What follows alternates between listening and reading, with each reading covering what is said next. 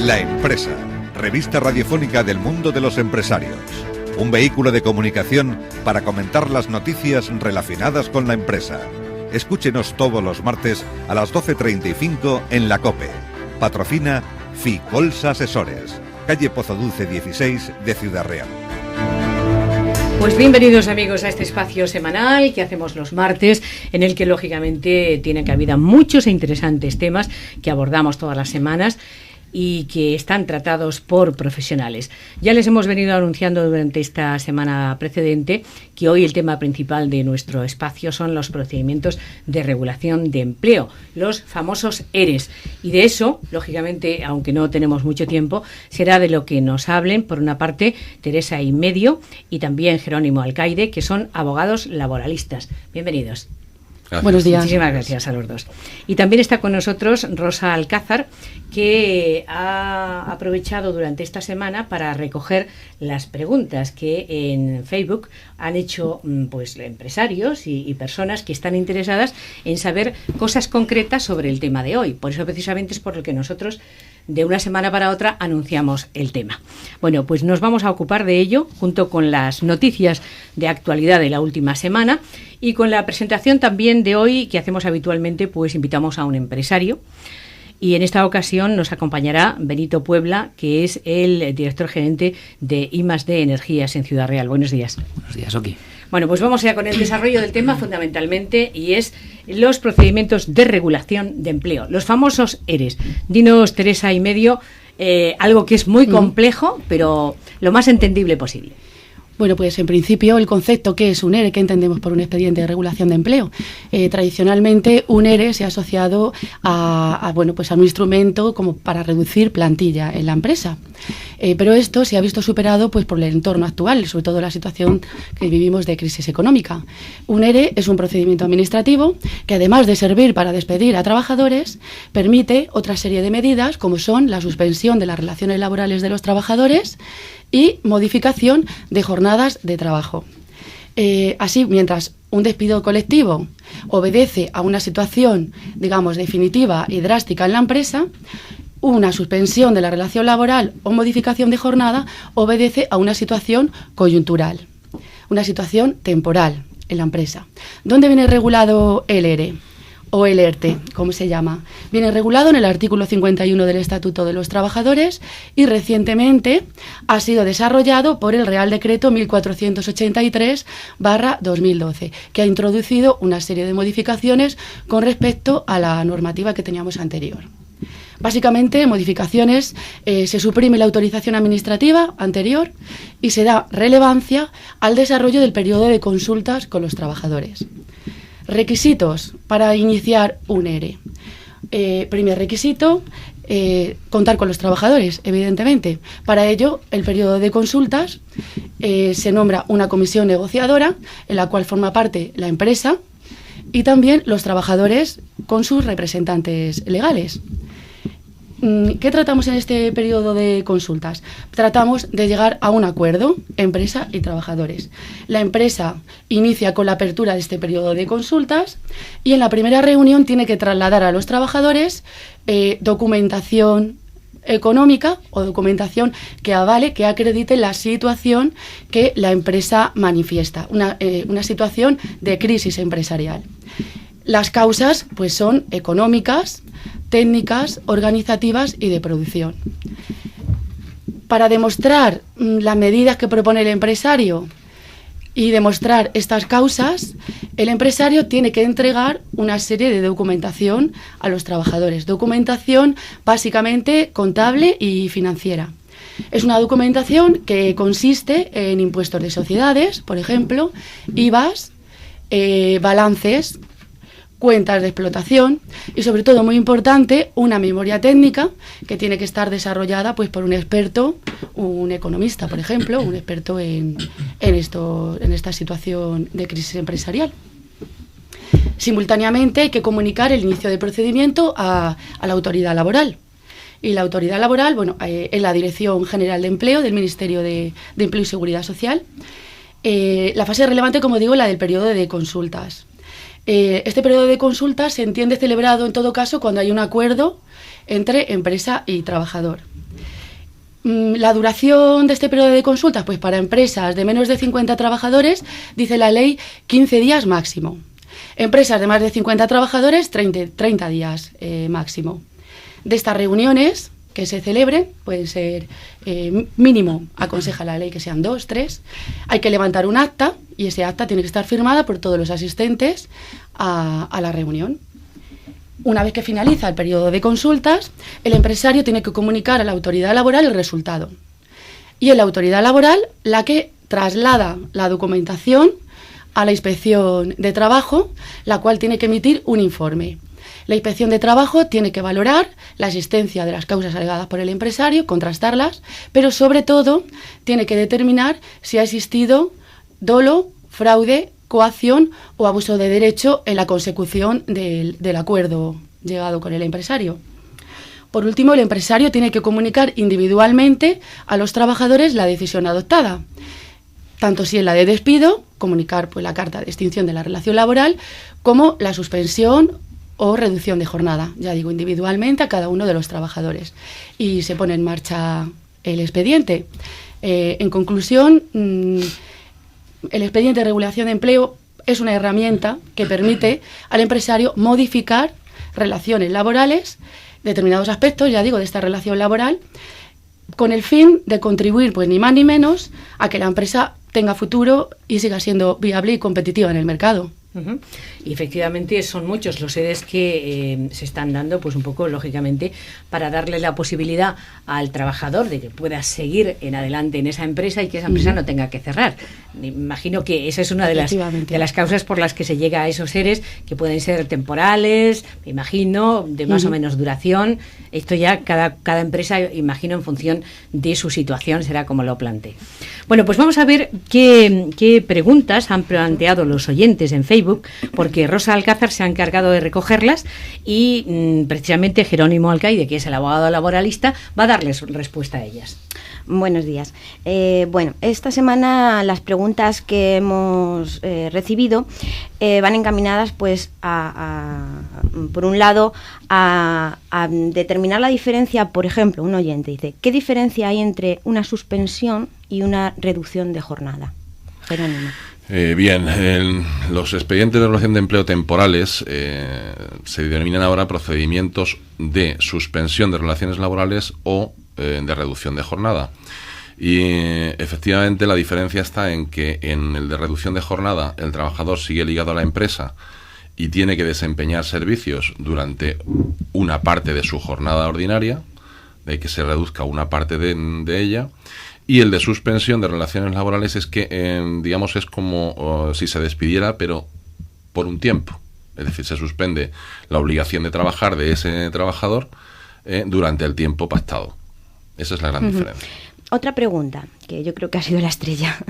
¿Qué costes le corresponde asumir al empresario? ¿Qué costes salariales le corresponde asumir en estos casos al empresario? Bien, pues como bien dicen este oyente, son costes salariales que incluyen tanto sueldo como seguros sociales. Es decir, en los expedientes de regulación de empleo, en los extintivos, lógicamente, el empresario debe hacer frente a la extinción, o sea, a la indemnización por dicha extinción. Sabemos que es un mínimo de 20 días de salario por año de servicio, con un tope, digamos, un máximo de 360 días de indemnización.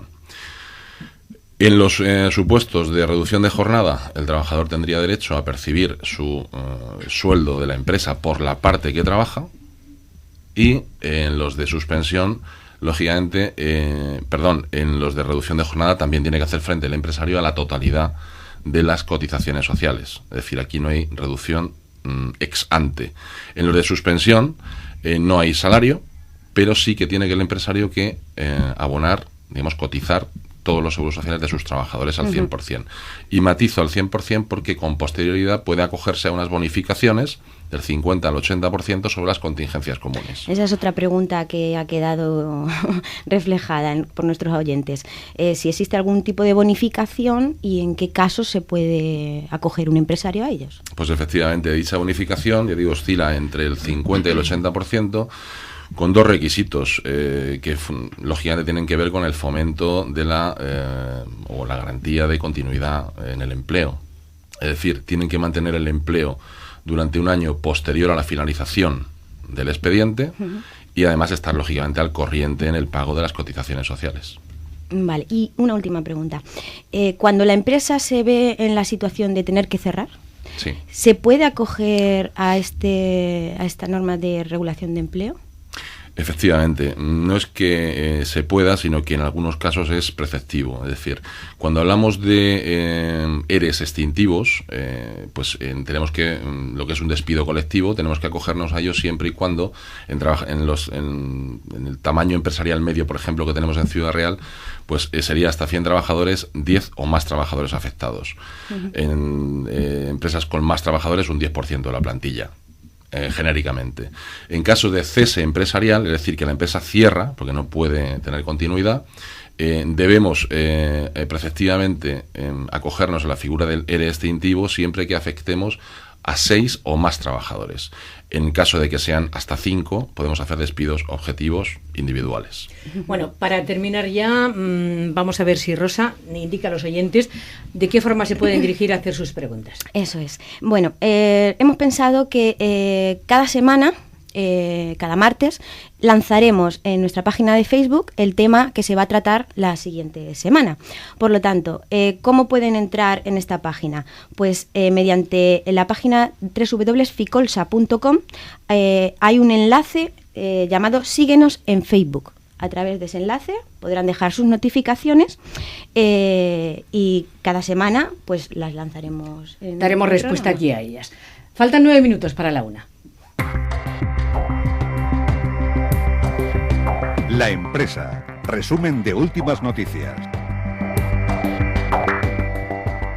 Iniciamos la actualidad económica inmersos en el contexto de empleo y seguridad social, con la noticia relativa al estudio por parte del Ministerio de la posibilidad de permitir el cobro de parte de la pensión con la percepción de un sueldo privado siempre y cuando se haya cumplido la edad de jubilación legal y se haya cotizado el número de años obligatorio para tener derecho a la percepción del 100% de la base reguladora. En esta misma línea, destacar dos noticias. La primera, referente al Fogasa, que pagó en 2012 algo más de 1.530 millones de euros, un 2% más que en el año anterior y un 22% por encima del presupuesto previsto por el Ministerio de Hacienda. Y la segunda, relativa al hecho de que la economía española aún no ha dejado de destruir empleo. Según expertos, el mercado aún podría ajustar entre 300.000 y 400.000 puestos de trabajo antes de recuperarse. Las previsiones apuntan a que el Producto Interior Bruto empezará a crecer a finales de 2013, pero no se creará empleo hasta la segunda mitad de 2014. En otro orden de noticias económicas, destacar que el secretario de Estado de Hacienda ha asegurado que cuando se concluya el proceso de ampliación de las bases tributarias, será el momento de plantearse un rediseño de todo el sistema fiscal en términos de las bases que se pagan en España.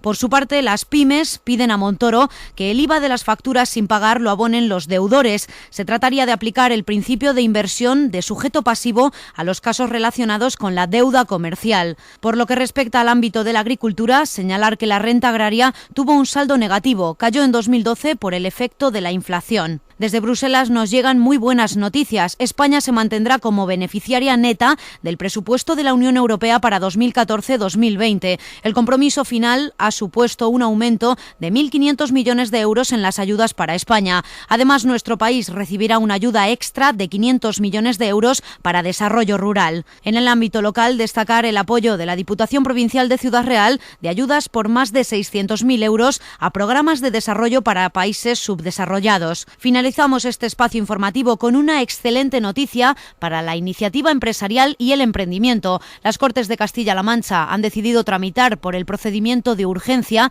la Ley de Dinamización y Flexibilización de la Actividad Comercial y Urbanística, conocida como la Licencia Express. En este sentido, se eliminarán cargas y restricciones administrativas que afecten al inicio y desarrollo de la actividad comercial. Bueno, pues los últimos minutos de nuestro programa son para conocer a un empresario de aquí, Benito Puebla. Benito Puebla Pérez es empresario, es el director gerente de I+D Energías, pero queremos conocer su trayectoria profesional como empresario. ¿Cómo empezó y hasta dónde ha llegado? Bueno, pues la verdad es que en mi caso se llama desde muy joven. Ahí había una tradición familiar. Mi padre ya era empresario, mi hermano Julio también.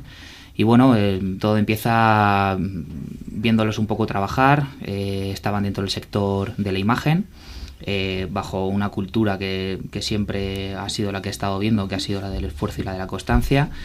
Y con 20 años nada más terminar mis estudios, pues me incorporo a esa empresa familiar de la mano de mi mentor, mi hermano Julio.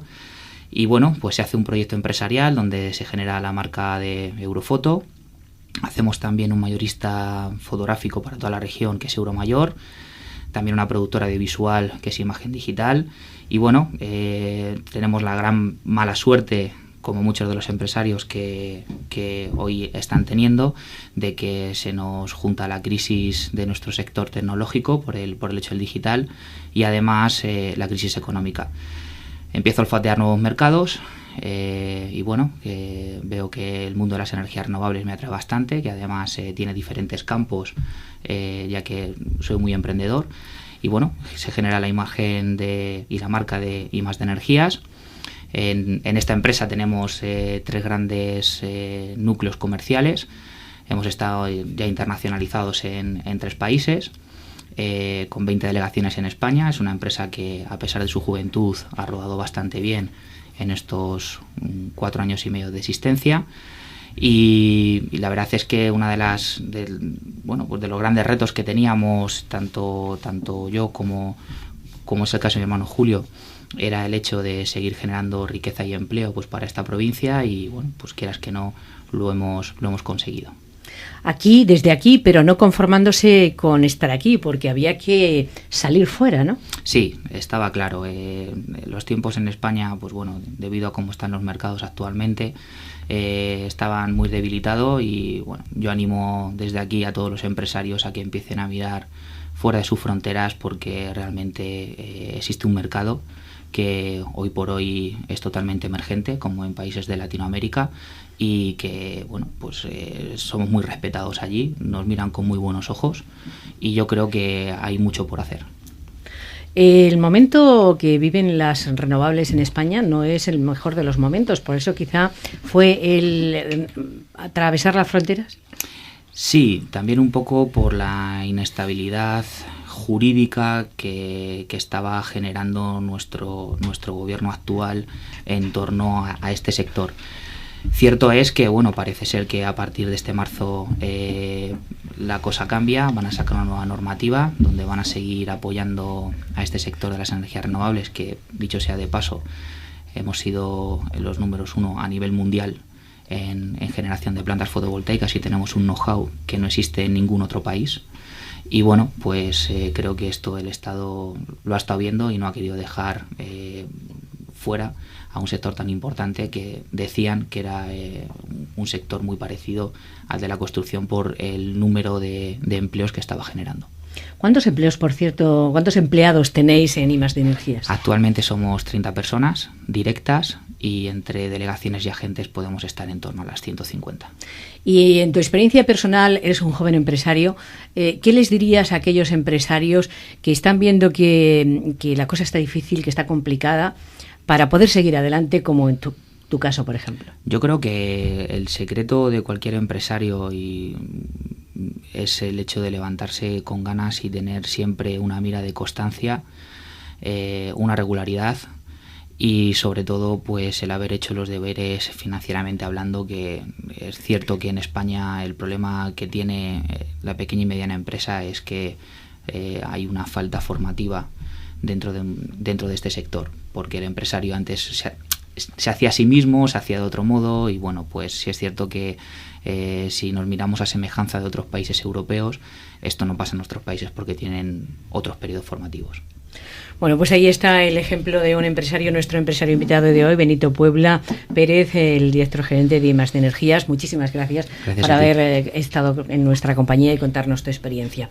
Y a nuestros oyentes decirles que la próxima semana, el martes, no se pierdan el programa porque anunciaremos también temas sumamente interesantes del mundo empresarial y laboral. Ahora llegan las noticias de la una. La mañana. COPE Ciudad Real. Estar informado.